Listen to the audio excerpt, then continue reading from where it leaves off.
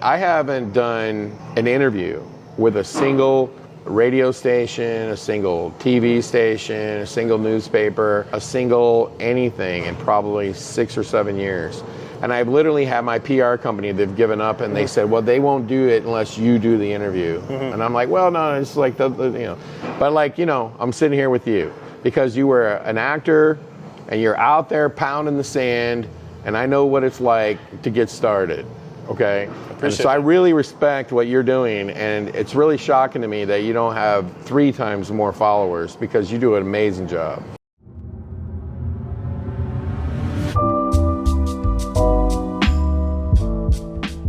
Yes, we're back. So let's talk about this season. This upcoming season, I'm going to continue to bring really good, interesting guests, and we're actually going to switch things up. Instead of it being weekly, we're going to do bi-weekly. And we're going to have more social clips going out to you all. So make sure to follow us at Ope, O-P-E, Cast the Pod. So we're kicking off Season 3 with Larry Kirchner of Blacklight Attractions, where he is literally building amusement attractions all over the world. We're talking mini golf, pop-ups, and more. Now, if you're in the haunted house industry, you know about him, you look up to him. And if you're from St. Louis, you may know him from his escape rooms, his miniature golf, having the biggest convention in St. Louis, the Darkness Haunted House, Creepyworld, Lemp, and more. And so we sat down. It was Monday, 10:30 p.m. We finished about 12:20. But he provides so many gems, and this man loves the city. He's passionate. He's an industry expert. So without further ado, Season 3 of Ope Cast. Let's get to it. So Larry, it's 11 o'clock, 2 weeks before Halloween. This episode's coming out on Halloween. Halloween. 11 p.m. I'm not usually up at this time. Let's talk about you. You own Blacklight Entertainment. You have the haunted houses here in town. We were playing pinball a little bit ago, carrying it up the steps. Yeah, you helped us. It was a heavy game. That was. And then I was beating him pretty good at it. No, well, I did terrible. So, I mean, it's a joke, really. So you've had the Darkness a little over 30 years now. This is the Darkness's 31st year. And one of the things that I want to say is like the reason why I bring up things like, hey man, not to get off track again, but like, one of the things that really bothers me about St. Louis is I love that mall thing they built, like down where they even got rid of Kirchner, like where all the, like for example, where the Rams celebrated their Super Bowl win. They destroyed all that and they rebuilt it City Garden. Yeah, where it's all like art and everything all the way through, from the Capitol building all the way down. Yep. But then you get to that last one where there's like 6 steel plates in the ground and people have literally spray painted on them. This is ugly because it is ugly. It's like the ugliest thing ever. It's like, what I would love to replace that with? Like if I was mayor and I would push for it, is St. Louis City of Champions with a big fountain in the middle and benches and then statues of Michael and Leon Spinks, who went from the projects and became the first brothers to ever win gold medals in boxing. Then they were the first brothers ever to win the heavyweight titles, right? And I saw you there. The day they got their star in the Delmarva. Michael Spinks, his brothers. I've actually met Leon Spinks. I would have a statue of Ozzie Smith. Okay, I would have a statue of, can't remember his name off the top of my head, but the superstar for the St. Louis Hawks that won an NBA team. You'd have Brett Hall. You'd have Becky Joyner-Kersee, right? And it would just be all these statues. And you know what? Do you know me tell you something, Brandon, that you may not know because you love St. Louis? But do you know that St. Louis is the only city, one of the only cities in America that has won a Super Bowl, a World Series, an NBA title, and an NHL title. There's not very many cities that have done that. I think it's like 3. Okay? Yeah. We've won them all. Okay? And we should be proud of that. And SLU has won soccer national titles. And so we've got heavyweight boxers. You know who else was a champion from St. Louis was Sonny Liston.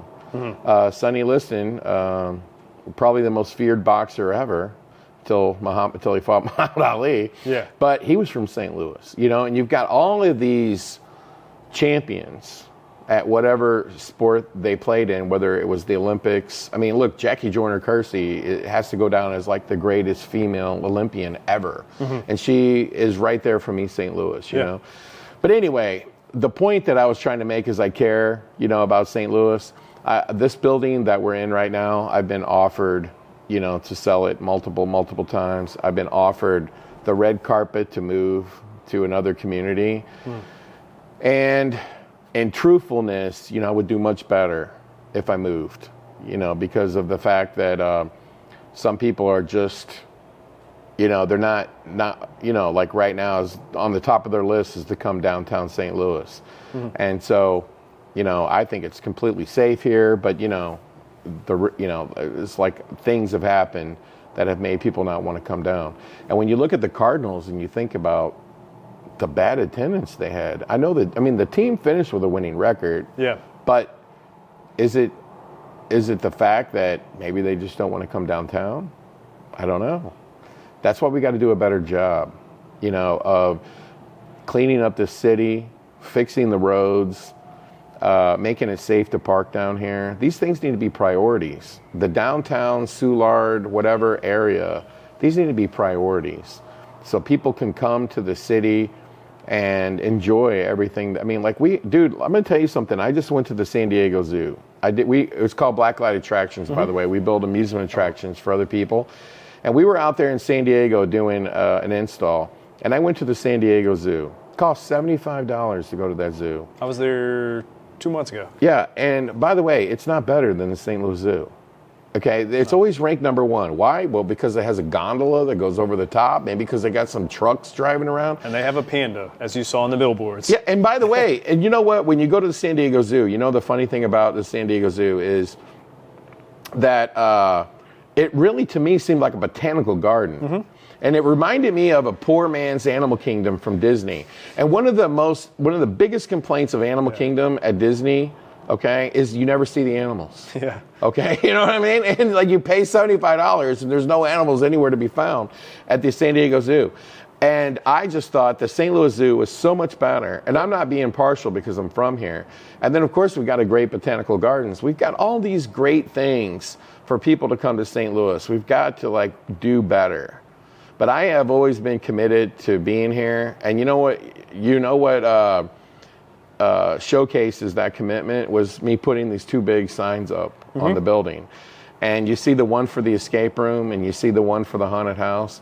That's like saying I'm not going anywhere. I like that. Because the one for the haunted house, you just put up a few weeks ago. In total, it was like $40,000 each. I mean, like, what do you need to spend $40,000 for? The attendance of the darkness has been going down literally year over year over year, which is sad. Because the quality, I mean, it's always been good, but it just keeps going up and up and up. Well, one of the reasons why it keeps going up, and a lot of people in St. Louis do not know this, but one of the things I will tell you, Brandon, that really bother me is that the darkness has done over 1 million people. St. Louis Escape right here is considered one of the 10 best escape room facilities in the entire world. I've literally had the owner of the Phoenix Suns come here twice on his private jet. Matter of fact, we talk about the St. Louis Battlehawks. A.J. McCarron and his wife. Remember his wife was like all the rage, you know? Alabama. A.J. McCarron and his wife have been here multiple times. Okay, I actually gave them a tour of the darkness, but they said this is the best escape rooms they've ever seen anywhere in the world. And they kept coming back, okay, because they love escape rooms. The two of them like playing escape rooms together. And but we've had, you wouldn't even believe the people that have come to, you know, either. But what bothers me, and honestly, is when you drive around and you see these like really neat signs that say historic Soulard this way, and there's nothing that says the darkness. It's been here for 31 years. It's just as big or bigger than Ted Drew's ice cream. You get people from all over the world. All over the world. I was going to say, literally about a week or two ago, I was out front and some guys asked me if I work here. I was like, no. And then they were telling me, or I was asking them like, hey, where are you guys from? Oh, we just drove up for the night just to come to the darkness. Like, big fan of the darkness. And I was, you know, I know people come from all over the world, but I'm a fan of the darkness. So I drove up from Texas to come to this haunted house. Yeah, you know, when you think about influencers, you got national and you got local, right? and you focus on local, like, but you have these national ones, and they go all over the country. We've had almost every national YouTuber come to the darkness, and one is called Grim Life Collective, as an example. They have a huge following. I think they have 700,000 followers on YouTube.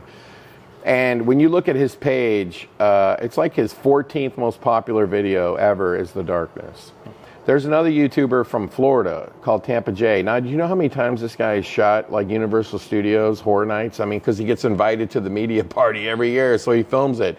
Okay, and his 4th highest viewed video all time is The Darkness. Sure. But he's got 10 videos of Horror Nights that have never even come close to the views he got off The Darkness.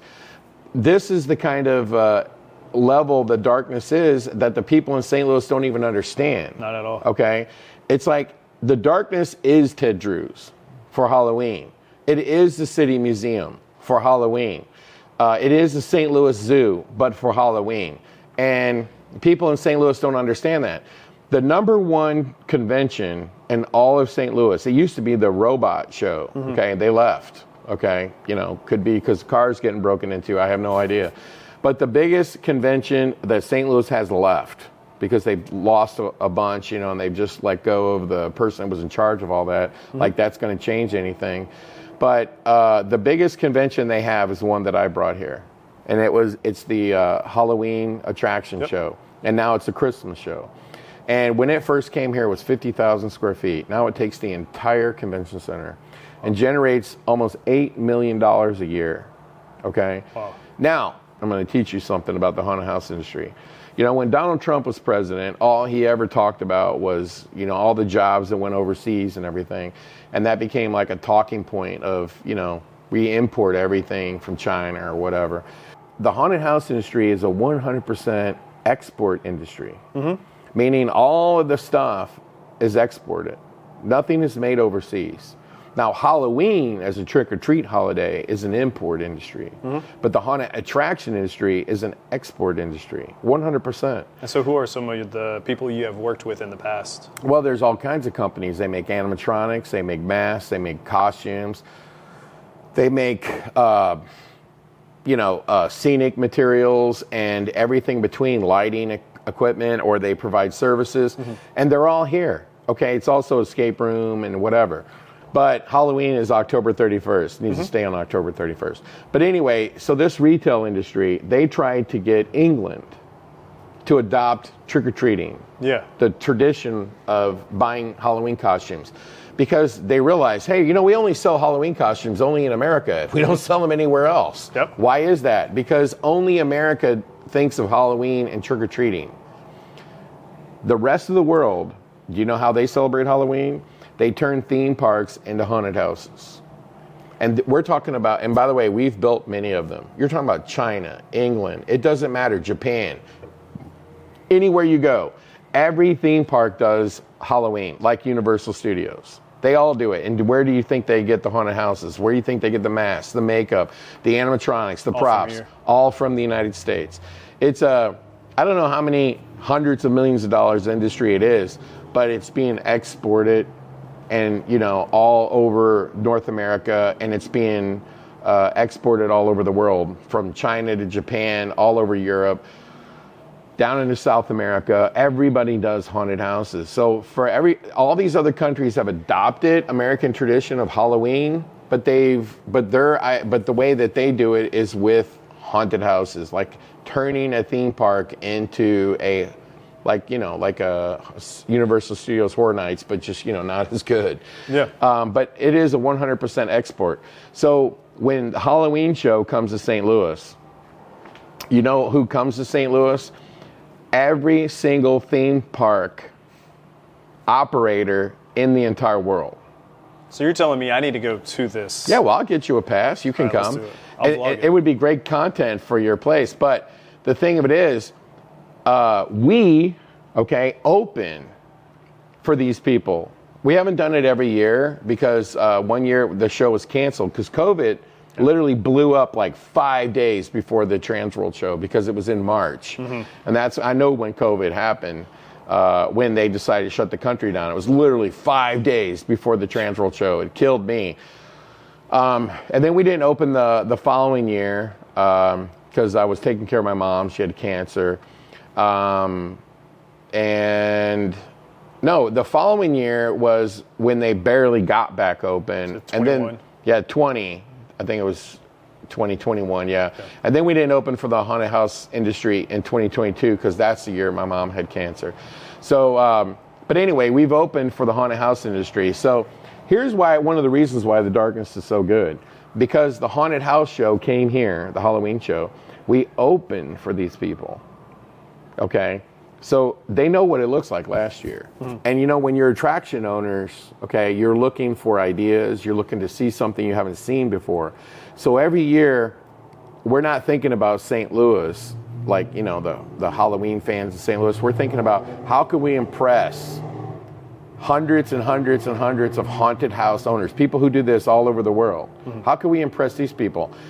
One year, 19 people from Universal Studios Horror Nights, the people who build Horror Nights, we're talking about the ones in Europe, we're talking about the ones in China, we're talking about the ones in the United States, from Orlando, and they all came to The Darkness, and they were blown away, of course. They played all of our escape rooms as well. Yeah. But these are the people that we're opening for, so it's very stressful to try to open for that show. That show every year is either at the end of February, beginning of March, or somewhere at the beginning of March.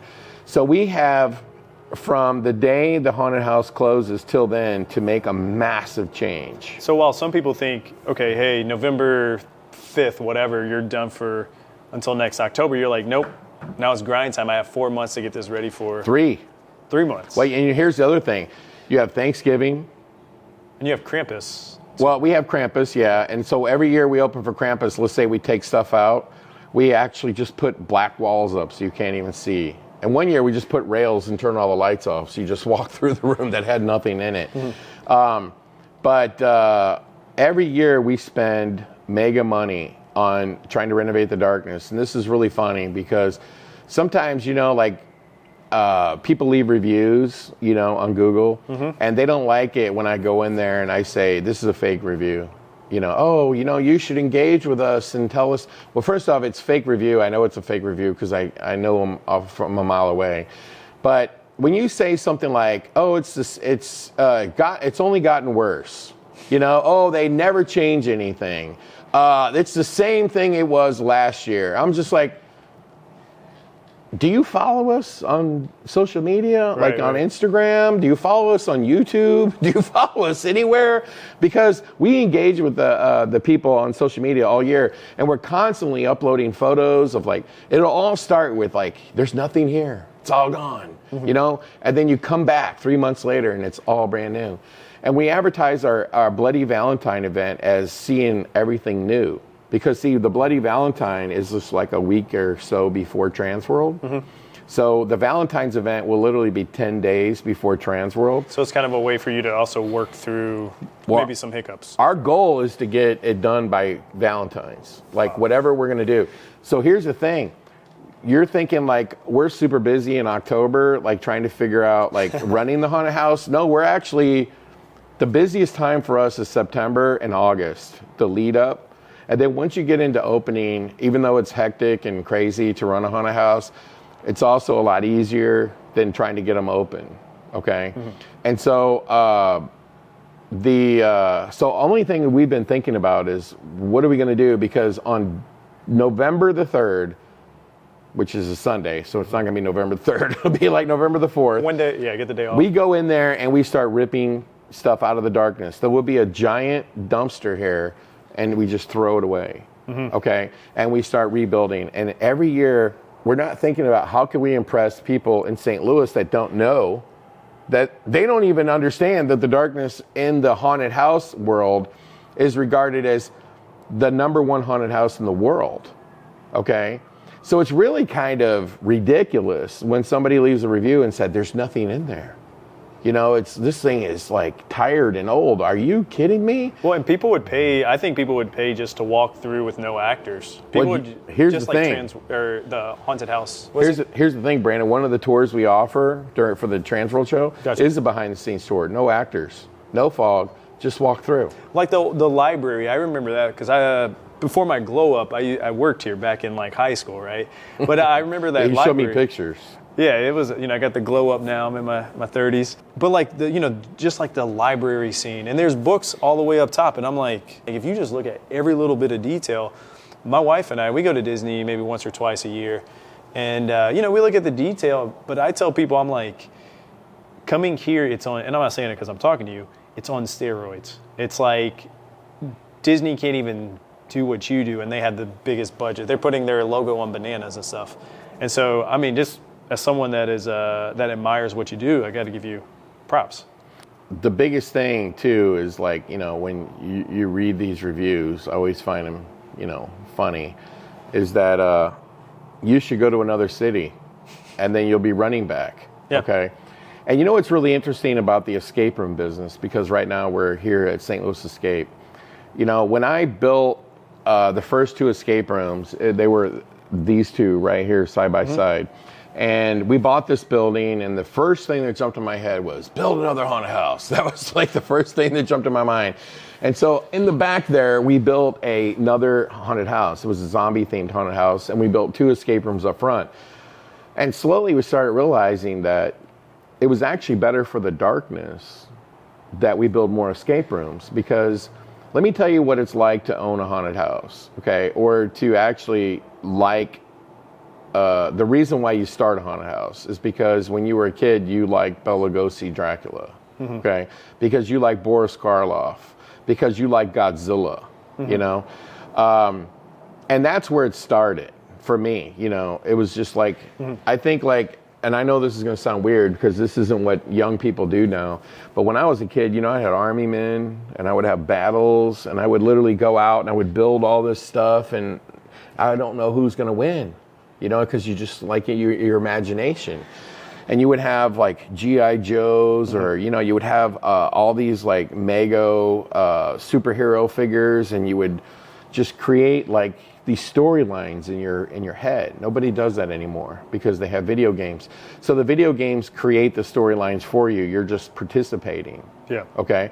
But whenever you have toys, you are thinking creative. If you take away the video games, and you only have toys, you have to use your imagination. That's what I had to do. Yeah. And so, and here you are. You're like a creative person, right? And so, so for me, like getting in the haunted house business, like obviously the most fun thing for me is not running them. It's building them. It's like getting it down to nothing and then just like going, what's next? Okay, what is it going to look like? That doesn't look good enough. Let's, and you just keep on going. And so when you look at the darkness, it's like $10 million. There's a lot better ways to spend $10 million, that I can tell you. But here's the thing about a haunted house. It's a disease. Because all haunted house owners, they've literally got counseling. They've tried being hypnotized, okay? They've tried everything to get off of this disease of you can't help yourself but to buy more props, to buy more animatronics, to buy more cool stuff, to push the limit, to try to do something crazier than you did before. Instead of buying Lamborghinis, instead of buying boats, instead of buying, a beach house, haunted house owners spend more money on their haunts. And this escape room does better than the haunted house, okay? But here's the thing I was trying to get at with the escape rooms, which is different than the haunted house, because haunted houses are too hard. In the old days, it used to be really easy. You put up black walls and you had some chainsaw guys, and there would be 5 new ones opening every year, okay? But you know why there's not 5 new ones opening every year? Because number one, it's hard to do. But secondly, you come to a place like the darkness, like, oh, I think I want to open a haunted house. No one walks through the darkness and goes, we could do better. Not at all. Okay? But here's the thing with escape rooms. We were the last one to the game. We were the last one to the party. You already had all these national franchises here. You had all these people that have opened escape rooms all over the place. And do you know why there was so many escape rooms? Because it was easy. Because it was a room, some boxes, some locks, and no theming. And so then when we came along and we started knocking it out, like making it experiences, and there's animatronics and special effects. And if we say you're going into a serial killer's lair, you're like, oh, this is scary in here, you know? And you think about the original escape rooms, they were terrible. And so literally, why did Zombie in the Room, which was in St. Louis, why is it no longer in St. Louis? Well, that's because people didn't understand that there could be another level to it. And so when we did it, people understood there's a difference. But see, no one can compare anything to the darkness because there is nothing to compare it to. So in their mind, it's just average. I've done this for like my corporate job. We did one in Columbia, and I think I did one here in St. Louis. But about 2 years ago, my wife and I did like the Jurassic World one. Jurassic Island. And I was like, I'm never doing another escape room unless it's here. Because then we walked through the Wizard of Oz. We walked through, was it Dracula? Dracula. You guys take it to another level. But how did you get into the haunted house industry? Like when, 31 years ago, what made you say, okay, I'm opening up the darkness? Well, it's a funny story because the first time I ever opened a haunted house was when I was in 4th grade. And I lived in a 4-family flat in St. Louis on Wyoming Street. And so you've got this big basement, you know, under these 4 houses. So we took blankets and hung them from the rafters, right, to make a maze. And then we made scenes, you know, and you walk between the blankets, you know, that makes the scene. And we charged, I think it was like 25 or 50 cents or something like that. And, you know, you just go out there and you make this like goofy flyer and everything. And, you know, and it just kind of ended there. And then when I was in high school, and then I moved to Houston, Texas, and I did a haunted house for my apartment complex. You know, that was my first time running one, and like 1,000 people showed up, and it was a nightmare. That's where you learn about operations. You know, you can build a great haunted house, but if you don't know how to operate it, you're going to have a catastrophe. And I was a werewolf. I had a purse mask. It was a furry purse that we sewed into a werewolf mask. And I had, like, this guy was laying on this table and he had spaghetti on him, and I'm like, you know, acting like I'm pouring his guts out and everything. And I remember going to the library and they had these books, and I would love to find these books because I would buy them and put them in my museum area in the back. And there was these books on how to build a haunted house. And it showed you, like, if you take brooms and you put 2 brooms on both sides and then you paint it like bricks, and you could make an illusion that you're walking through a wall. You know what I mean? It was like all these like things.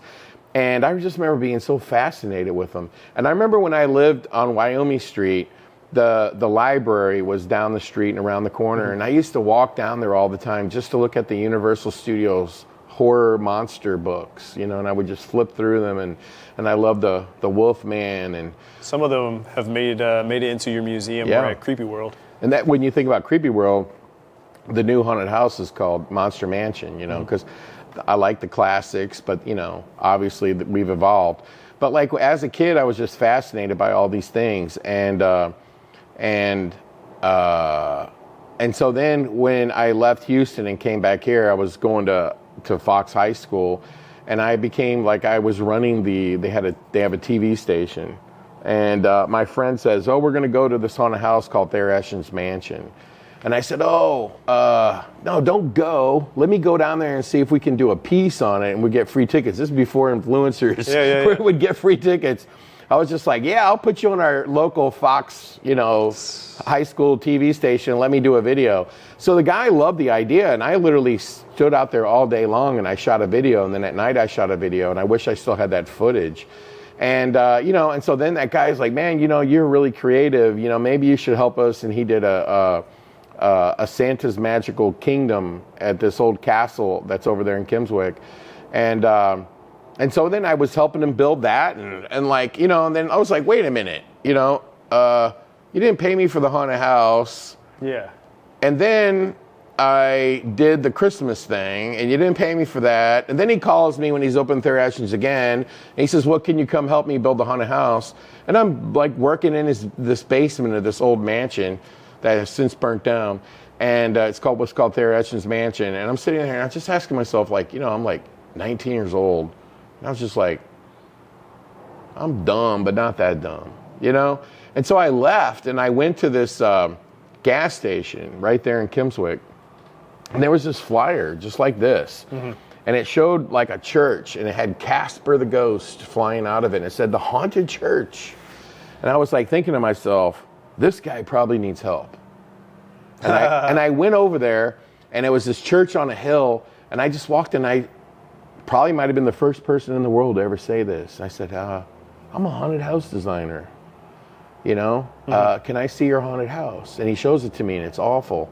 And the only reason why it was there was because he was trying to filter off of Attractions Mansion, because they took buses, and the bus drove right past his entrance. And I said, give me a chance to, and I got my 2 cousins. They helped me, and we renovated it, and I changed the name of it to House on Haunted Hill. Mm-hmm. And I worked there for 5 years. And it's a strange story because he was paying me, like $2 for every person that worked that came through. And the very last year, I was able to work it up to be the #1 haunt in St. Louis. And he owed me a bunch of money, and he decided he wasn't going to pay me. This is, the story of the haunted house business. And he says, and I don't need you anymore. I don't want to pay $2 now that it's 35,000 people came. I like this. I don't want to share. And so 5 years was dedicated. I hawked my IROC Z28 twice to pay for renovations. I borrowed money from friends to advertise. And then he just said, we're done. And then I was just deciding that I wanted to run my own haunted house. And I was driving around, and I seldom, if ever, came to the city for any other reason than I was the DJ at Rivers nightclub, which was on, it's torn down now because the casino got rid of it. Mm. It was where Mississippi Nights and all that. Nirvana played at Mississippi Nights. And so I was over there. So I was in the city when I went to the nightclub. And somehow, some way, I was just driving around looking for a place. And here's the thing about a haunted house. You always know if you're a haunted house guy. If every time you see an abandoned building, you go, that would be a great haunted house, it's like, that would make a great, no, that one. Yeah. And so I ran across this building over here, which is now the Soulard Loft Apartments, and it was all boarded up. 100%, every window was boarded up. And then the back lot, where they have the parking and they have the pool, that was literally like 20 feet tall of weeds. And there was like a chain link fence that was probably original to the building. It probably was like, 40, 80 years old. 40 to 80 years old. It was all rusted and twisted up and everything. And I was like, there was a sign on the building that said for sale. Okay. And I was like, okay. Yeah. And I literally went to the door, and lo and behold, it opened. I thought it was abandoned. I can just picture this. It's like literally a movie. Door creaks. Yep, and you walk right in, and what was the first thing you saw was baby cribs for sale, because it was the Welch baby carriage factory. Yeah. And they no longer made the baby cribs. They made them in China. And so the only thing it was like an outlet store. And then what they did was when they imported, sometimes when they had too many and Walmart wouldn't take them or whatever, they just stored them there. And then so they had trucks come in and take them, but it was just like a warehouse. And they only used the first floor, and the rest of the building was vacant. And I walk in there, and I'm like, oh, so it's not abandoned. Okay. And so I talked to the owner. His name was Dave Welch. Mm-hmm. And I said, well, I saw the sign, and and he says, oh, no, that sign's just scare away unions. I thought, okay, that's funny. Yeah. The unions ain't going to bother him if they think he's going out of business. And I'm like, okay. And so anyway, next thing you know, I talked him into, letting me have the second floor, and we put the haunted house there. And then the way the name came, the darkness, was every window was boarded up because, these were original. That building was built like in 1895 or something like that. And these are the original the windows. Okay, they were all rotted. They were all falling out. So they just boarded them up. And so it was pitch black dark in there, and there was like these. It was a factory. Okay, so it had like conveyors going around, and then they would dip down from the 5th floor, and it would go through and dip down. So there was like giant holes in the floor and everything. You could walk around in there and you could kill yourself. Yeah. And there were chutes that went, all the way to the ground. And one of my guys actually fell in there, and he went all the way down. He was covered in black suit. And so anyway, and then I was like looking at the building. And I was like, and lo and behold, it says Sunshine Factory. Mm-hmm. And it's still on the building to this day. It's right here. So my building's here, and there's an alleyway, and you can see it. It says Sunlight Factory. And so that building was originally called the Sunlight Factory because of all the windows, because that's before they had electricity. So that's why it has so many windows. Yeah. So that's how they had light to work in the factories, okay? And so... you did the opposite. And I was like thinking to myself, sunlight. I was like, it's deadly in here. It's complete darkness. Anywhere you walk, it's dangerous if you don't have a flashlight. He had almost no light bulbs in the whole place. So literally that was one of the first things we did was try to get light in the place. Mm-hmm. And I was just like thinking, sunlight, this is crazy. It's complete darkness. And that's where the name came from. And then, we had the haunted house over there. And then I went to this one haunted house called Spooky World in Berlin, Massachusetts, which actually was on the Jay Leno show because Tiny Tim got married at Spooky World. Mm-hmm. And Jay Leno covered that. And who actually covered it was Bill Maher, who has the show on HBO now. And I went there and I was like in awe of, like, they had a horror museum and they had a gift store and they had all this stuff. And I was like, I could do that over here. And we were probably the first ones ever to build, horror mini golf. We had a horror mini golf. We had a movie theater. We had a horror arcade. We had a horror museum. We had a magic show, all before you ever get into the haunted house. And we even had a carnival in the back. And so what happened with that building was, it was offered to us to buy it because he's like, I'm going to retire. I'm going to go to Florida. But that building was in such bad condition. Many years ago, I don't know if you know this, but that building fell on the highway and killed somebody. I think I heard about that, yeah. So if you go over and look at that building, you'll notice that the side that faces the highway has no windows. You'll also notice you can see like a line like this where the bricks look brand new. Even though they media blasted that building to make it look better, you can see bricks are brand new. Now, if you go into the building, there's these gigantic steel beams like attached to the wall that are bolted to the floor, so they can't have any apartments there because Dave Welch decided to rebuild it rather than tear the whole thing down. And so that section in a windstorm or something like fell onto the highway and crushed somebody. It was, back in I think it was the mid 80s or something. And so that building had literally, a whole piece of it fell off on Highway 55. Yeah.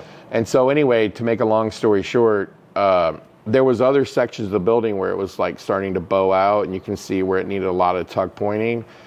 And it was just the building it didn't have any, it had old oil boilers, and it couldn't heat the building. And every year you'd have to spend tens of thousands to fix the sprinkler system because it would freeze. I was just like, this haunted house don't make that kind of money, Yeah. And so he sold it. And then we were renting from them for a while. And we're like, every year they said, this will be your last year and you got to get out. And I wasn't even thinking about what to do after. I was just thinking, we'll run it for one more year. Mm-hmm. And then I seen a sign on this building that was for sale. And so we came over here and we bought the first building. And then we expanded it because in my mind, it wasn't big enough because the old building was bigger. So then we spent about $1 million. There was a parking lot that came with the building. It was in the back of it. And we decided to build a new building on the back of it. And then this building came up for sale and we bought it. And we turned the bottom floor into a shop for Blacklight Attractions. And then the upstairs later became a haunted house, which is no longer here.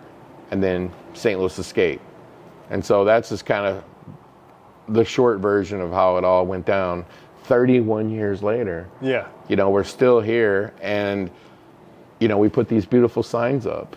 And then today, your son Riley's helping you with the pinball. How does it feel to have raised your kids inside of the haunted house, and now you see them, taking over the family business? Well, it's really interesting. I had a friend in the haunted house business. He doesn't own a haunted house. He supplies products to haunted houses. And he was already in his 40s or something, and he got married for the first time.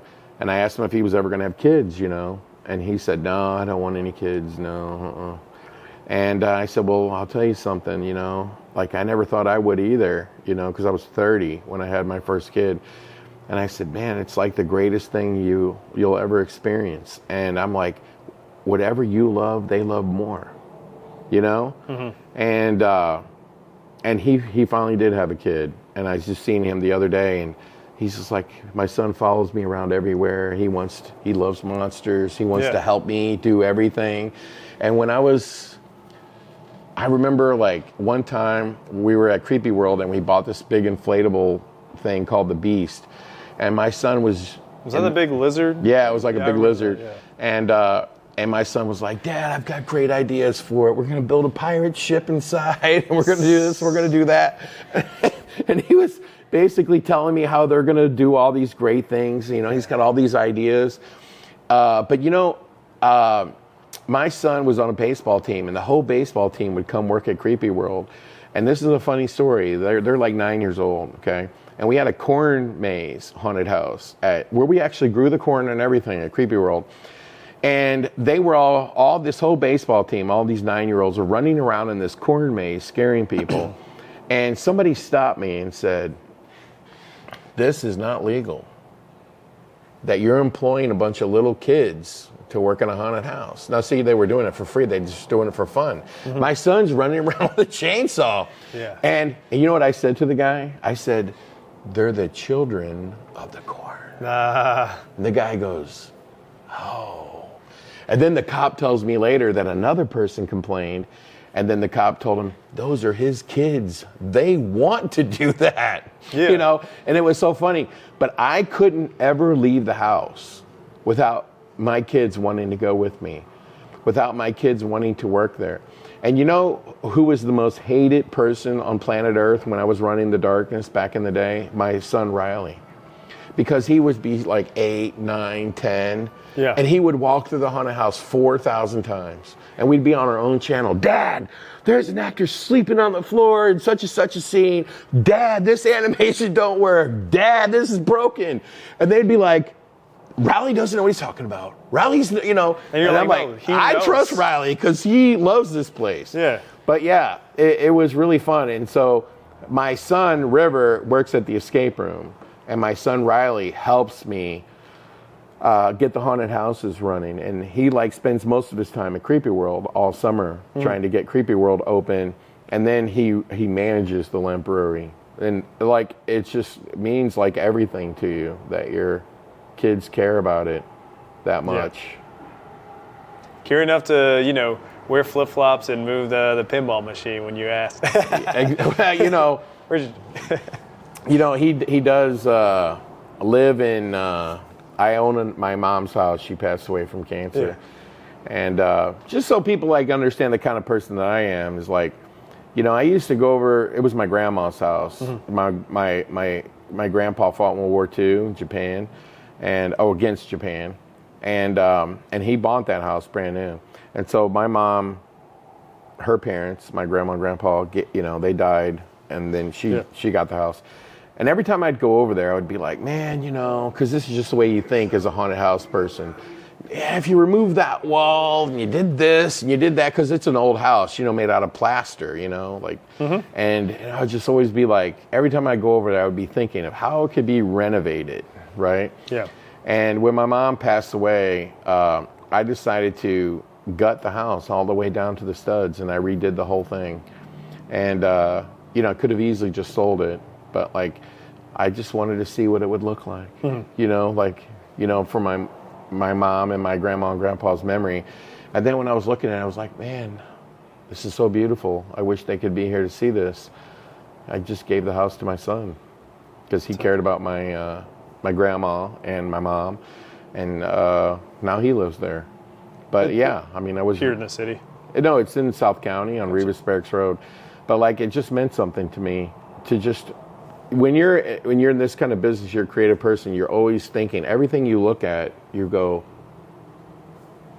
what this could be, or how do you turn this with this? Exactly. These limited products, how do you do with the budget you have? Okay. Yeah. And I just said, I don't care what it costs. I'm just going to gut it down to the studs, and I'm going to redo it. And I tore out every wall.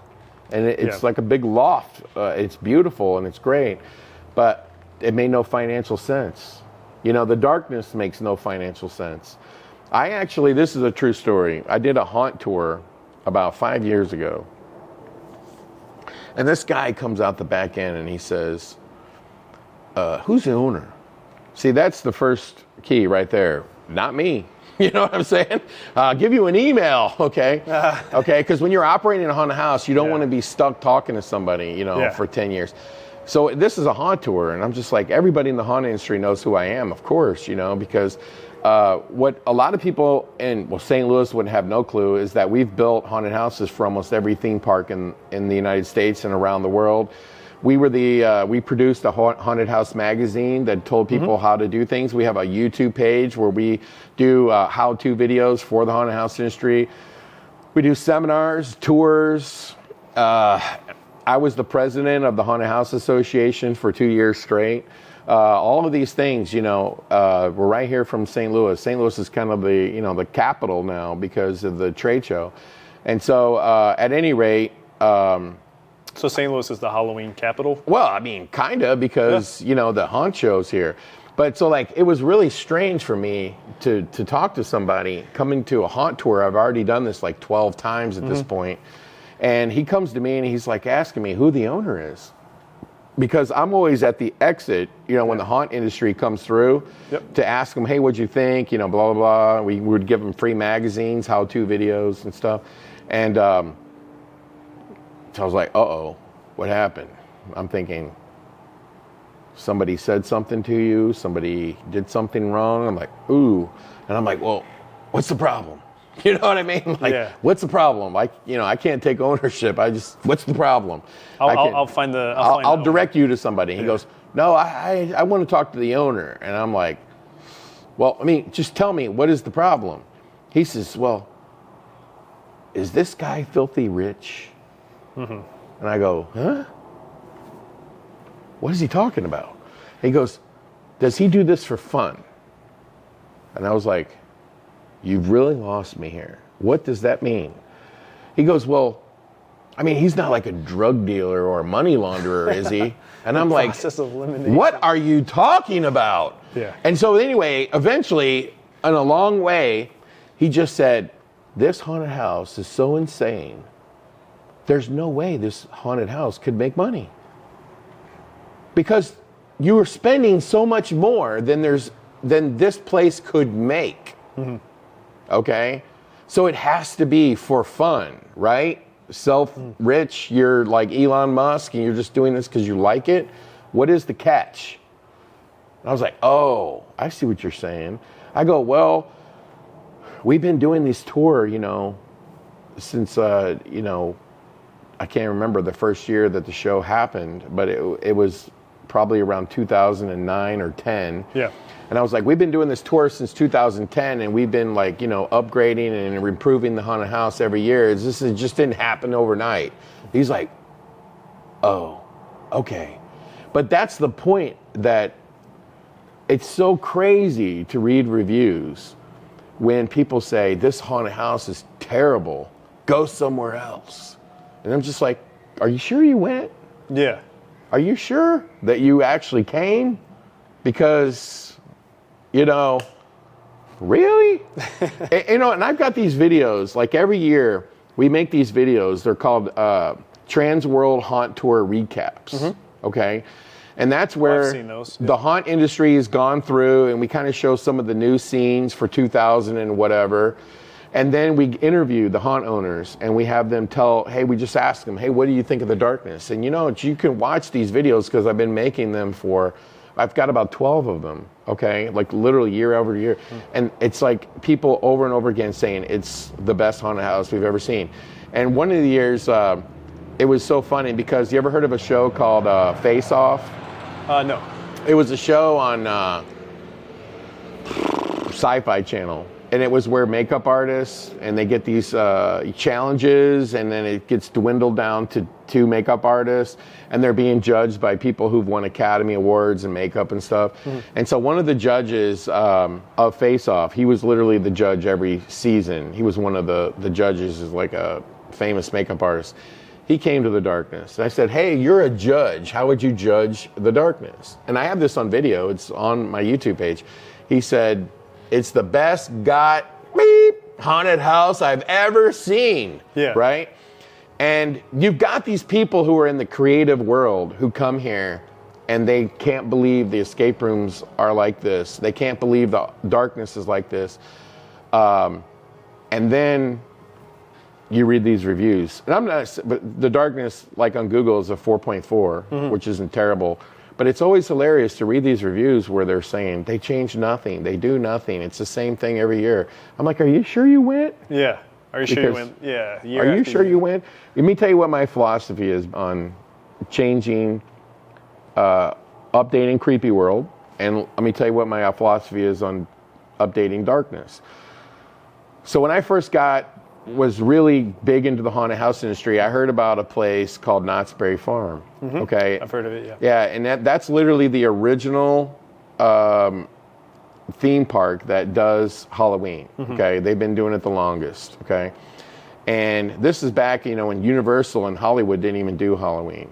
So I went to Knott's Berry Farm, and I went through it a few different times. Over a couple years, I literally would leave St. Louis, fly to Los Angeles, go to Knott's Berry Farm. And I got to be friends with these people, and I asked them point blank, like, what do you do to change it from year to year? And they told me that we retire mazes. Okay, so this maze right here is the oldest, or this one's the newest, or this would be the oldest, and then a new one comes in, and it just, and this one falls out. Yeah. And so I really like that philosophy for Creepyworld, is that you would have these mazes, they would run their course, okay, and that one would fall out. And it's so funny because I was reading a review just today where somebody says they changed absolutely nothing. And I'm like, you didn't go. There's no way you went. Because we built that monster mansion and the facade is 40 feet tall. The Frankenstein? The Frankenstein. Yeah. It's 40 feet tall. And how could you not know that wasn't there last year? And you guys made that? Yeah. It wasn't like you purchased it from anyone? And then the whole haunted house is brand new. It was completely gutted. And then we built the Monster Selfie Museum. Then we built all those new things on the Haunted Hayride. It's like, what are you talking about? But the Krampus, I literally had people tell me that they were sad the Krampus was gone. They hated the fact that the Krampus was gone. Well, it was the oldest maze. It was the philosophy that I learned back in the 90s from Knott's Berry Farm. It's like, cycle it out. And so when something is run its course, you just change wholesale. So with Creepyworld, we don't go in there and let's add an animatronic here, let's add a new prop there, let's put this over here. Things you may never notice, right? No, with Creepyworld, it's wholesale. Yeah. It's completely replaced. Do you understand what I'm saying? Yeah. And so in 2024, we took the Krampus, we took it all the way down to the walls and totally redid it, facade and all. It's brand new from scratch. And then it literally took over 6 weeks to do it. And then the previous year, we replaced the 3D haunt, which I thought was the weakest. And we replaced it with the one called the Slaughterhouse. And then we replaced the other half of Krampus with the Haunted Schoolhouse. So we did 2 new mazes last year. Yep. This year we did 1, plus we did the Selfie Museum, which I thought was really cool. But then that's how we do Creepyworld. And then the way that we renovate the darkness, I try to take the same philosophy, but I look at the darkness as it's actually 5 experiences, because you have the outdoor area where you have all the icon actors sliding on concrete, taking photos. You have the downstairs, which is all like gothic monsters. The whole upstairs is kind of like a haunted mansion experience, and then you have the clowns, and then you have the monster museum / the monster horror gift store, right? And so I can't, I've got to stick with, because I'd have to replace 10,000 square feet. I can't do that, and it's already so beautiful.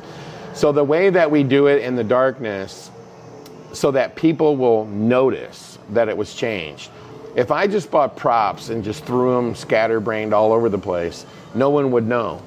So what we do with the darkness is we have the same philosophy, but we go from here to there, and then we're going to reconnect this with that. To tell a story. And make it make sense, make it have more continuity.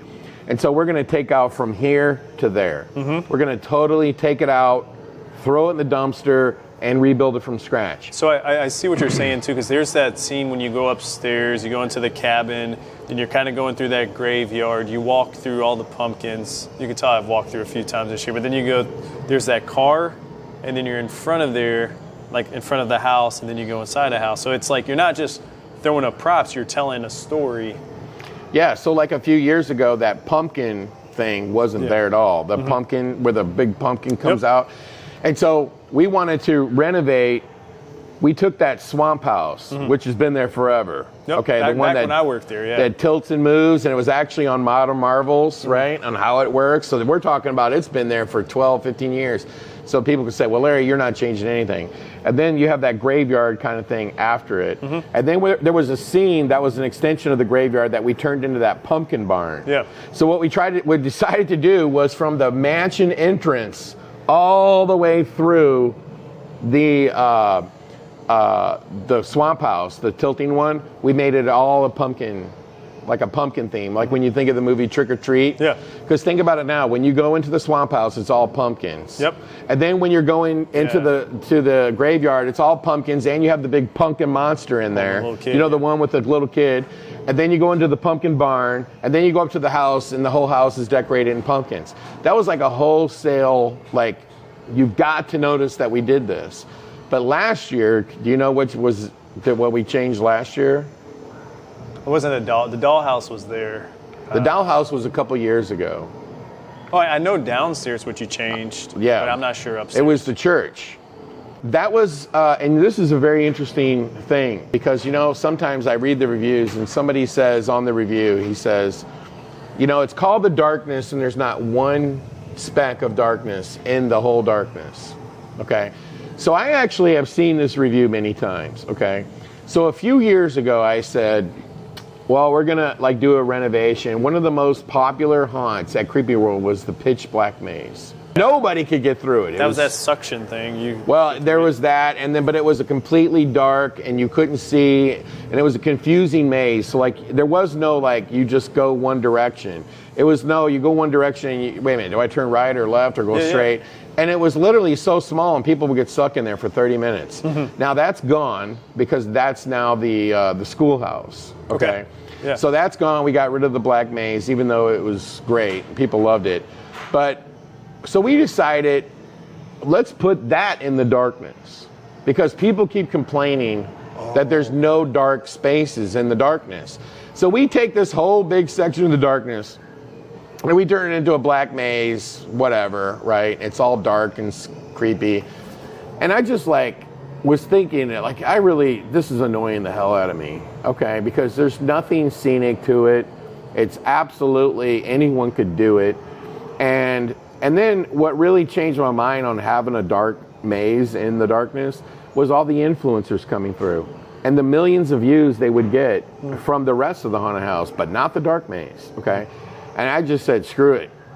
It's out, okay? And last year, or actually, we started renovating about this time last year, just a couple weeks from where we're filming today. We said, the hell with the black maze, it's outie. And we threw it in the trash. And so all we had was a big, giant, open, square, weird shaped room. And we said, we've never built a house inside of the haunted house. So that's where we built the full-size church, and we built the lead up to it. And then we built all that little coffin maze. Yeah. You know how you wind through them coffins, and there's coffins above you, coffins on the side of you, and some of them move and some of them shake, and it makes it really feel claustrophobic. And we put that big, devil demon guy in there, right? And it's just like, oh, you're kind of in hell. And we did the Stranger Things, black vines that glow all over the place. So yeah, that was the big renovation to the darkness. And let me tell you something, it took I had to bring in people from out of town to help me do it because we couldn't get it done in time for Valentine's. So literally, we were working on this thing for 12 weeks to try to get it done in time for Valentine's. And so then when somebody says, it's the same thing as it was last year, I'm like, are you nuts? Okay, it's absolutely different. Do you ever just hey, I'm not going to respond to this besides with this video showing what we... You always know when it's a fake review when they say stuff like, oh, it's just a haunted house full of robots or animations with no live actors. Well, that's it's like, oh, we have live actors. No, what you only have live actors, okay, is what you meant to say. The darkness has, on some, depending on the night, we've had nights this year where I think our high was 60 actors, and we've had lows of 38 or so. But still, it's, you don't really need, there are actors, but you don't really need them. Because the animatronics will get you jumping and you get spooked. Not, I don't think haunted houses, for me, I don't get scared, but you get spooked where you're like, oh, didn't see that. Or you're walking and some of the actors will hit the little things in front of your face and you're jumping, Well, inside the new section that we built with the church, the satanic looking church and all that, there's this one animation. When you walk out of the church and you're kind of walking through that coffin maze, and you come to that little spot where the coffins are overhead and it's almost like an archway of coffins. The one coffin on the right, it's called a coffin banger. It's the simplest animation in the world. All it is, it's got chains on the outside of it, and then this is all it does. Just like this. Bang, bang, bang, bang, bang, bang. So in the winter, when we were renovating it, that animation got hooked up, and you're walking through there all the time. That thing scared the piss out of me 20 times, okay? I'm just like, Jesus, what the hell? That thing got me again. And you would think as a haunted house owner, you can't be scared. Yeah. But when you're not paying attention and you're just walking by the most innocent looking thing, a fake coffin, and then it starts to move and it scares the hell out of you. You're like, oh my God. And so, yes, we do have a lot of animations. We probably had the Guinness Book of World Records for the most. And I just had to spend about $50,000 to add another air compressor because there's so many. So now we have 3 giant screw compressors to run the haunted house, plus we have one upstairs, so actually we have 4 to run it. There's 165 animated scares on top of the 40 to 60 live actors. It's crazy. Yeah. So you've been able to accomplish a lot being here. You're always pushing the needle forward. What's next for you and the darkness and just the company overall? Well, this is an interesting question because, I have to say, honestly, that I had thought many times about, moving. The people who built that big apartment complex over there, they kept asking me to sell the building to them. Yep. But they literally were pounding on me to sell it to them. They wanted to completely tear it down. And they offered me a lot of money, okay, way more than I can make with the haunted house. And I just kept thinking to myself, tear it down. That was really tear it down. It's like, I don't know that I don't know if I could accept that, right? So to me, it was never about the money. The haunted house is not about the money because otherwise I wouldn't spend so much on it. And so for me, everything about the darkness and now St. Louis Escape, Creepyworld, and the Lemp Haunted House is about what else can I do that I haven't done already?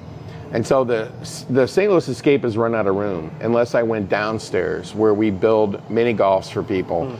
So I thought about that and moving the production somewhere else. But then I was thinking to myself, where we built the building on the back, on the darkness side, when we didn't own this building, it actually created a wedge. And had I owned both buildings, that wedge would have gone all the way over. And the problem with the building the St. Louis Escape in is it has windows in it that are literally, 100 years old. They can't be replaced. Yeah. And it would be hundreds of thousands of dollars to repair it. I've looked at all kinds of solutions. So by filling in that wedge, I solved the problem in the back with the windows. But I also would add 1,800 square feet to the downstairs and the upstairs. It would give me a modern staircase to get, out of the building plus up to the roof, okay? But you know what else it would do? The wall that faces the arch of where TerraVisions is at would literally come down. And so it would be one big building. So I would be able to walk from the back of escape room into the back of the darkness, which would open up endless possibilities. So honestly, I can tell you that there's this one haunted house in Chicago where they've literally turned their their haunted house into escape rooms. So I started thinking to myself, I want to build more escape rooms. What if I tore out TerraVisions, okay, because I want to get rid of it. It's been there for 15 years. It's time for it to go. And I built something even scarier, okay, and it became an escape room the rest of the year. Okay, so in other words, when the haunted house is open, you would come out of the original darkness building and you would go into this, which is now TerraVisions, and then you would come out into the, where the retail store is. Yeah. But what if that also could be switched over to be an escape room? And then it would operate as an escape room, but it would also operate as a haunted house. The problem is I can't get people over there. But if I fill in that wedge, not only would I be able to replace TerraVisions completely and build something even scarier, but build like the scariest escape room that's ever been built in the United States. Okay, that would be my goal. Plus, I would pick up space to expand St. Louis Escape to offer other things. One of the things I want to build, we got a liquor license just recently. Took a long time to get it. But you know what I would like to build in that space? A haunted bar. But see, the haunted house, because it would be in between the escape room and the darkness. Yeah. So I could have these secret bar experiences, and I would build like a haunted vampire bar, right? Yeah. And move all my pinballs in there, right? And, and have TVs up and everything. And I could build a haunted bar in there, but it would be an in-between. So it could service this for private parties, but it also could be part of the haunted house experience.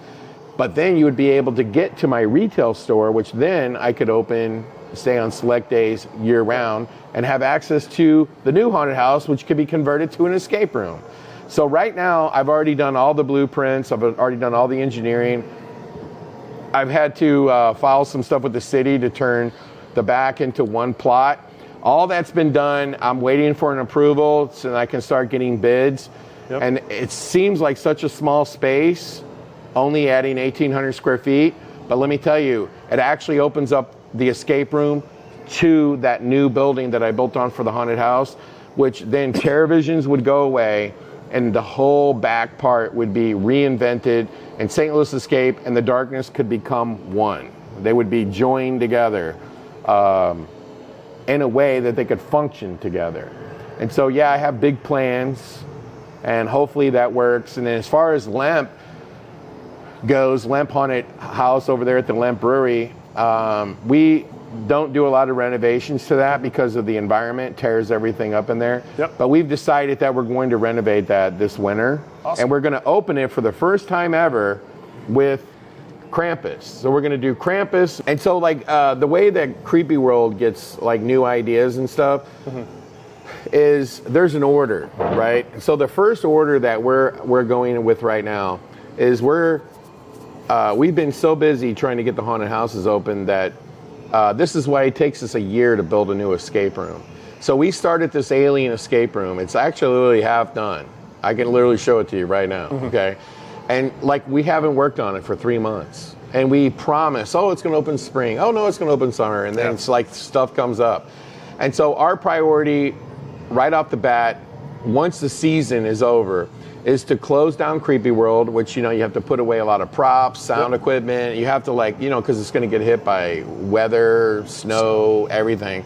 And so we have to put it away, which is kind of terrible because it takes 6 months to get it, up and running. And then you got to take it all, not all of it down, but you got to take a lot of it and put it away. And so that's the first thing we do. Then we go to a trade show called IAAPA because we build amusement attractions. It's an amusement park show. As soon as we get back, we start a team on tearing the darkness down, okay, like the areas we want to rebuild. We already know what we're going to do.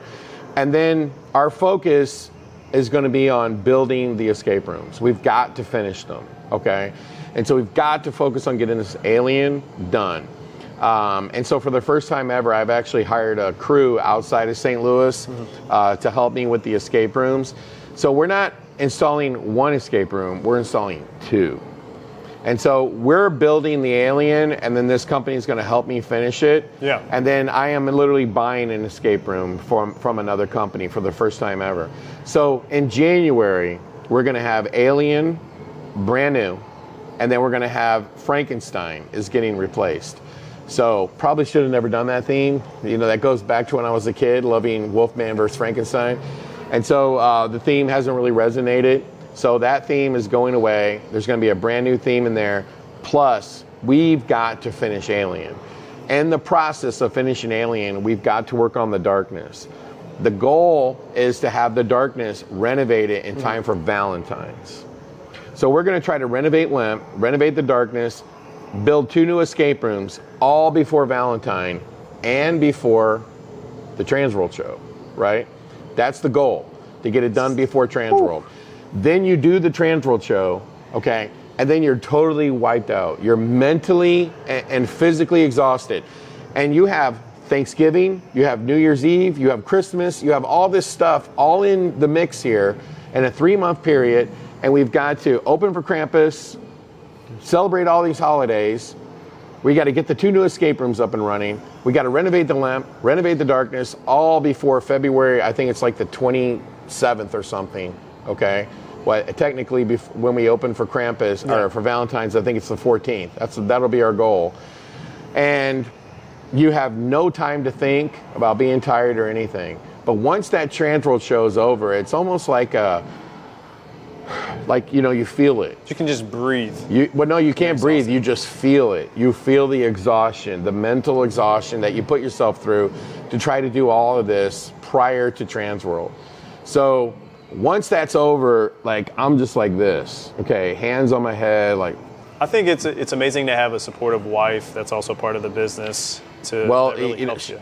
It's a funny story because when we built that new building, we built this little room. We thought, oh, maybe this will be a retail store to sell our T-shirts, and we put a rolling door there, and it's the same one that's been there from the get-go. And we used to let another third-party vendor do something in there. And every year she would come and she would say, let me do it. Let me do it. And I will tell you something that's so funny. But finally, she just harassed me about it every year. And I said, are you sure? And she's like, I'm positive. So I let her do it. Okay. And literally, that's when it really took off. And it became a whole attraction by itself. Yep. And then next thing you know, it was doing so well. And it was I started getting into it. So I started taking space away from TerraVisions to make it bigger and bigger and bigger. And now it's this big old giant retail store. And she'll literally stay here till 4 a.m. restocking it. And it's like her baby, right? And if I move one thing in there, I'm getting smacked over the head with a baseball bat. But yeah, this retail store I try to tell people it's nothing like Johnny Brock's. It's nothing like Spirits. It's a horror collectible store. These are only things you would find if you went to a horror con, or and you would see all these things. And then, of course, it also has a lot of darkness memorabilia as well. But yeah, that became a whole attraction. It's evolved into that. And then, of course, we had the 5-minute escape. But the plans for the darkness is so much bigger at this point, and I've got to build this little extension, and then it's going to change so drastically.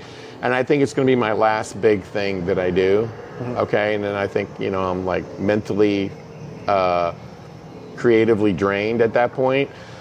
So I'm really looking forward to that. And then, but anyway, once all that energy just falls out of you, once Transworld, the last day, it's over, you're just it's done. Yeah. that's when you just try to take a deep breath and you go, oh yeah, we forgot about Creepyworld, you know? And then we go out to Creepyworld. Get it going. In March. And by the way, it's not a coincidence because, you know, it's also when you can physically work on it because you can't work on it in the winter. You know, not to get off the subject, but people like talk about climate change all the time. 7 out of 8 people die from when, you know, weather changing events is from freezing, not from heat, okay? And so it's very cold out there. You know how St. Louis can get below 0. You can't work on a haunted house in the winter. It's impossible. So we don't even think about Creepyworld until March. So like when people ask me, what are you going to do to Creepyworld next year? It's like, call me in March. You know, I'm thinking only about the darkness. Yeah. I'm only thinking about St. Louis Escape because you know what I thought about all summer was Creepyworld. It was Creepyworld, Creepyworld, Creepyworld, Creepyworld, Creepyworld. That's all we did. Every single day from March till the day Creepyworld opened was Creepyworld. It was nonstop. It's the hardest haunt we have to open. It's the one that takes the most money to open. It's the one that takes the most people. It's the most work. It's everything. Variables. Yeah, and weather. Yeah, because, you know, it's like with the darkness, it's all under a roof and you just flip a switch and literally almost the whole thing comes on. At Creepyworld, it's so difficult and rain plays a factor and it's so difficult, it's so hard. And it's all we think about, literally from the mid-March all the way to October is Creepyworld. That's it. And so the winter is reserved for St. Louis Escape, the darkness, and Lemp. And then the spring and the summer is Creepyworld. So once we get past this Transworld show, that's when we go, well, what should we do to Creepyworld? Because it's time to put it back together. So that's the perfect time to think about it. And you made an interesting comment to me when you were downstairs and you were just looking around. You said, you have more props and storage than most haunts have in their haunt. Yeah. And then what did I tell you? We actually have trailers. We have storage containers stacked up outside the darkness, stacked up at Creepyworld, filled with even more stuff that's not being used. Dude, I could take you to the storage shed right here at the darkness. There's a storage shed over there. There's this giant hand, animatronic, okay? It's like as big as King Kong's hand, that's animated that will come out and grab you, okay? And I bought it like 3 years ago. I've never used it. There's a gargoyle animatronic that interacts with an actor, okay, where the actor literally gets in a suit and the whole thing. It's been sitting there brand new for 3 years, never even been used. You know I'm getting into pop-up bars now. Yes, I know. So. We could be helping you out big league. But the point is that I have, whenever I order stuff for the darkness, I'm like, you think you'll get it and then I'm ordering more than I need because I'm thinking about Creepyworld, like, I don't know. And so like we have so much stuff, okay? We have so much stuff that have been in storage. You also brought up Jekyll and Hyde Club, you know, New York City. That went bankrupt. We went in there. I was able to go in there and take all the animatronics out of there. These are like, you know, 50,000, 100,000. Where do you think the Dracula came from? Oh, okay. Okay, that's from Jekyll and Hyde Club, okay? When you go into the darkness and you got the gargoyle that tells all the jokes and sings and stuff, that's from Jekyll and Hyde Club. Well, I actually have like 4 or 5 more pieces that I've had for 8 years and never used. And every time I look up at them, I go, where can I put them? Where can I put them? Yeah. And then I just started incorporating them into the escape rooms. And so, like, that's where a lot of the themes come from. Like, what could we take here? Because these are $100,000 animations. Why do you think I built Dracula? I built Dracula because I've got this $150,000 29 motion Dracula that jumps out of a coffin. Of course we want to do Dracula, right? We want to get him in the escape room. So I was dying to do that, you know what I'm saying? And so... all puns intended. Puns intended. So we really believe that the darkness in St. Louis Escape is definitely one of the top tourist attractions in St. Louis. We're doing more bookings, more people that come here than all the other ones in town. And we have people come from all over the world. So we really take a lot of pride in that, you know, when you come and you make your awesome, incredible videos of the darkness, that you have something to film. And by the way, getting back to the dark maze, remember when we were talking about why isn't there any darkness in the darkness?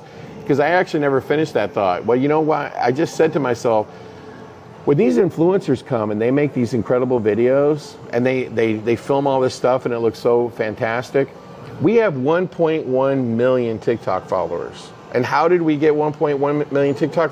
From filming things that move in the darkness. Yep. Okay, we got 100,000 Instagram followers now from filming things that move in the darkness.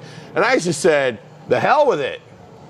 We're going all in on things that influencers, and it's not just influencers, I really believe that haunted houses have changed in a lot in the last 5 years.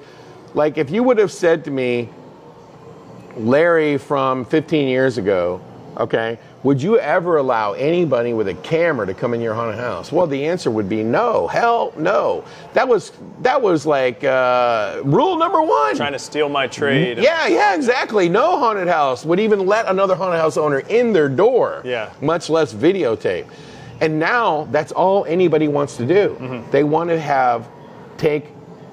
have experiences. So instead of the haunted house being about scaring the hell out of you, or as they used to say, scaring the yell out of you, okay, now it's part of that, but they want to have an experience. And that's where the Jack-O-Lantern Festival came from Creepyworld. Let's provide something where you can unwind, go through, and have an experience, take photos all the way through. The Monster Selfie Museum at Creepyworld was all about just taking photos, right? And when you go in the darkness, we used to have more fog, now we have less fog, so people can literally film and take videos. Makes sense. And that's why we get, at least 3, 6, 10 phones a night are found and turned in, and they have to come back and get them because, they're videotaping.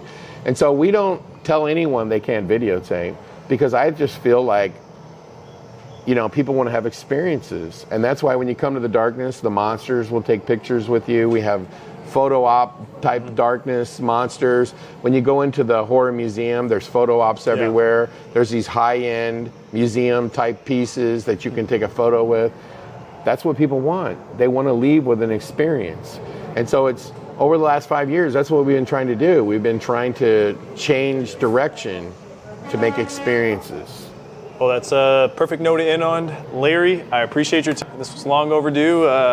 It's officially 12:14. So this is, you're just getting your day started. Well, no, my day never ends. So on a typical day, I can tell you this is absolutely true. Yeah. When we were trying to get Creepyworld done and pass inspection, I was working on it all night. I decided I just wouldn't go to bed. And the inspection was like at noon, so I just worked all through the night to noon, and then you're so riled up that you can't go to sleep anyway. So then you just stay up a whole nother day. So I'm used to that. I don't get a lot of sleep. I usually sleep like 4 to 5 hours, and then I'm right back at it. And so people always say, well, you're a night owl. No, that's just because I just don't sleep, okay? Because when you run your own business, like anything can happen. You know what I mean? So you've always got to be ready to go. And when it's haunted house season, Creepyworld had a really busy night on Saturday. And, we didn't get out of there till 2 a.m. But here's the thing. The first thing you're thinking in your head is you're going to go home, you're going right to bed. Yeah. No, you're so wound up. Your brain is going 100 miles an hour. It's like a racetrack in your head. It takes you hours to unwind. Okay, so you can settle down, so that you can sleep. It really is a lifestyle. But I want to say to you, okay, that since we've been embracing local, creators and stuff like that, you worked at the darkness, okay, and we've literally given you full access to run around here and, and so on and so forth. Like, I'm so proud of you. Appreciate it. And what you've done. And I actually think, and this is just my opinion, that you're the best one. Even though you don't have the most followers yet, you're the best one because you really seem like you care. And it's not about money or anything else. It's just like you really care. And you can tell. I'm not saying all these other ones aren't great because they're all great. But like you, it really comes across like you really care. Well, I'm from here, and it's, I think we just take so many things for granted. It's like you said, you're bringing all these people in to come experience this.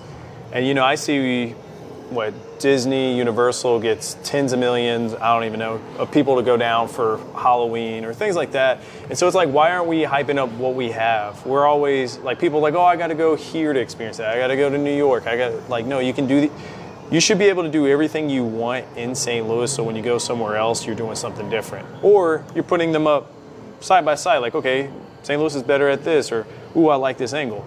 Graffiti wall right down the road.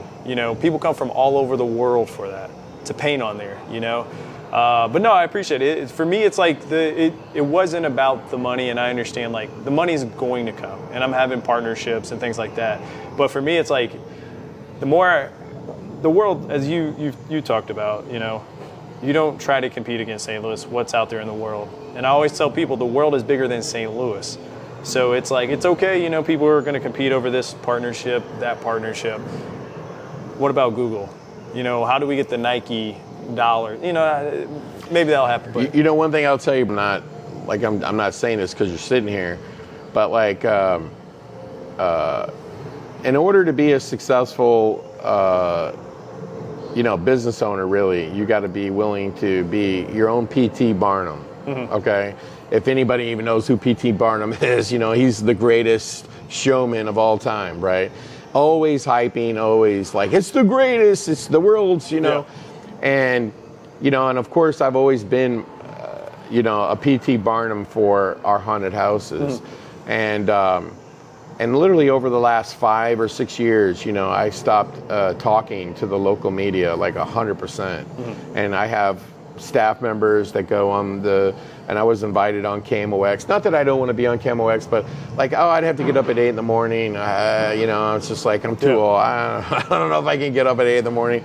Okay, because I'm going to bed at 5 in the morning and stuff like that. But I haven't done an interview with a single radio station, a single TV station, a single newspaper, a single anything in probably 6 or 7 years.